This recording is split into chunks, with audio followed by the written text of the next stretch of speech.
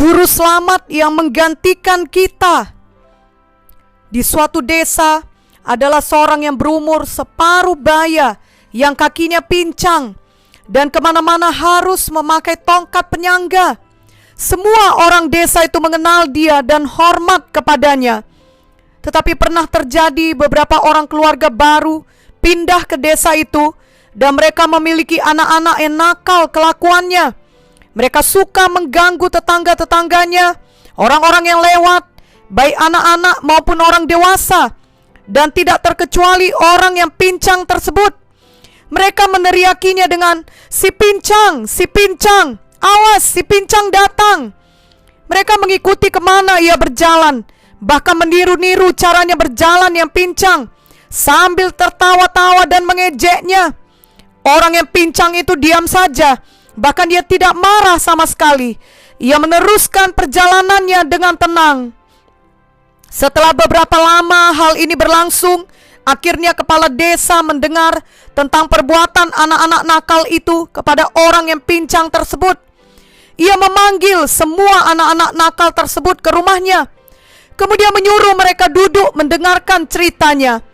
Ia berkata bahwa beberapa tahun yang lalu di sungai yang mengalir di tengah-tengah desa itu ada seekor buaya yang ganas.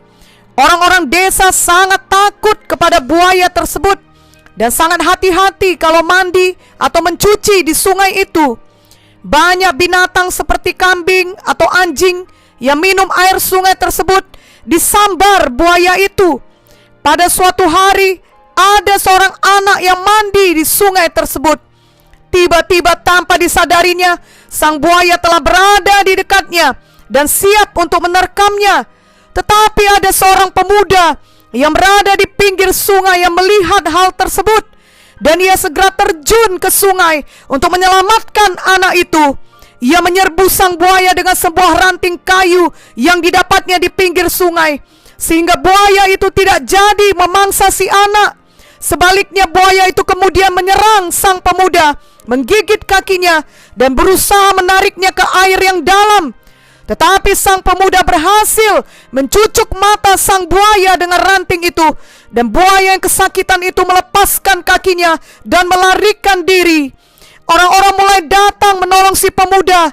Ia berhasil ditolong sehingga tidak meninggal dunia, tetapi ia menjadi pincang selamanya. Kepala desa itu berkata, pemuda itu telah mengorbankan dirinya supaya anak itu tetap hidup. Dan pemuda itu adalah orang pincang di desa itu yang tiap-tiap hari diejek dan diganggu oleh anak-anak nakal tersebut. Mendengar cerita kepala desa itu, semua anak nakal tersebut menjadi sangat malu dan terharu, serta minta maaf atas perbuatan mereka. Sejak itu mereka sangat hormat kepada orang yang pincang itu dan tidak pernah lagi mengganggunya. Mereka hormat akan kebaikan hatinya. Sesungguhnya ada seseorang yang jauh lebih baik yang sudah berkorban untuk menyelamatkan kita, bahkan mati menjadi pengganti kita sebagai tebusan untuk dosa-dosa kita. Dialah Tuhan Yesus Kristus, anak tunggal Bapa di sorga, yang telah turun ke dunia 2000 tahun yang lalu menjadi penebus dan juru selamat kita. Di bulan Natal ini kita diingatkan kembali akan kisah kelahirannya dan hidupnya di dunia ini. Tuhan Yesus yang tidak berdosa rela mati disalibkan untuk menanggung semua dosa-dosa kita dan semua akibat maupun kutuk dosa kita, supaya kita boleh diampuni dan diselamatkan dari hukuman oleh karena dosa-dosa kita dan beroleh hidup yang kekal. Tuhan Yesus telah menggantikan kita supaya tidak ada kematian kekal yang melanda kita.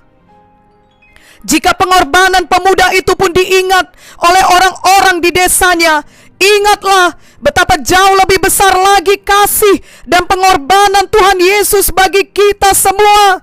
Ia lahir di Bethlehem untuk mati bagi kita di Golgota, sehingga kita dapat beroleh kehidupan kekal selama-lamanya. Patutlah pada momen bulan Natal ini kita mengingat kasih Tuhan Yesus dan sungguh-sungguh bersyukur dan memuji-muji Tuhan Yesus, serta hidup hanya untuk mengabdi kepadanya saja sepanjang hidup kita. Dan yang terpenting, marilah kita beritakan Tuhan Yesus kepada orang lain lagi. Marilah kita ingat untuk memberitakan Injil di bulan Natal ini. Ini sesuai dengan kehendak Tuhan Yesus yang mengasihi semua manusia agar mereka dapat diselamatkan. Markus 16 ayat 15 berkata, lalu ia berkata kepada mereka, pergilah ke seluruh dunia, beritakanlah Injil kepada segala makhluk. Injil adalah kabar baik tentang apa yang telah diperbuat Tuhan Yesus bagi kita manusia. Injil adalah kuasa Tuhan yang menyelamatkan setiap orang yang percaya kepada Tuhan Yesus. Bapa di sorga sangat mengasihi dunia ini, sehingga ia memberikan anaknya yang tunggal, supaya barang siapa yang percaya kepadanya tidak binasa, tetapi beroleh hidup yang kekal. Kita membaca dalam Alkitab bagaimana sidang pertama dipenuhkan dengan Roh Kudus yang menyebabkan hati mereka sangat menyala-nyala untuk memberitakan Injil, bahkan sampai ke ujung bumi sekalipun. Mereka memang mendapat banyak sekali halangan, tetapi mereka tidak pernah mundur, bahkan maju terus untuk memberitakan Injil Kristus. Mereka adalah orang-orang yang tidak dapat dihentikan untuk memberitakan Injil. Rasul Paulus yang tadinya adalah seorang yang menganiaya orang-orang yang mengikut Yesus, kemudian berubah hidupnya karena bertemu dengan Yesus di jalan ke Damsyik. Ia menjadi seorang rasul Tuhan Yesus yang justru sangat banyak menderita oleh karena memberitakan Injil. Sepanjang sejarah dunia ini, semua orang yang percaya kepada Tuhan Yesus telah menerima amanat agung, seperti yang tertulis dalam Matius 28 ayat 18 sampai 20. Yesus mendekati mereka dan berkata, kepadaku telah diberikan segala kuasa di sorga dan di bumi. Karena itu pergilah, jadikanlah semua bangsa muridku, dan baptislah mereka dalam nama Bapa dan Anak dan Roh Kudus, dan ajarlah mereka melakukan segala sesuatu yang telah kuperintahkan kepadamu. Dan ketahuilah, aku menyertai kamu senantiasa sampai kepada akhir zaman. Amanat Tuhan ini bukan hanya bagi pendeta-pendeta saja, tapi bagi semua orang percaya, termasuk bagi kita semua yang percaya pada Tuhan Yesus pada zaman sekarang ini. Itu sebabnya semua kita harus memberitakan Injil. Pada waktu Bapak Benjamin Munte diselamatkan Tuhan, ia baru berusia 23 tahun dan sedang duduk di bangku kuliah di tingkat terakhir. Ia begitu berubah setelah ia lahir baru. Ia tidak lagi mengejar visinya untuk berhasil secara duniawi saja, tapi ia sangat terbeban untuk keselamatan jiwa-jiwa.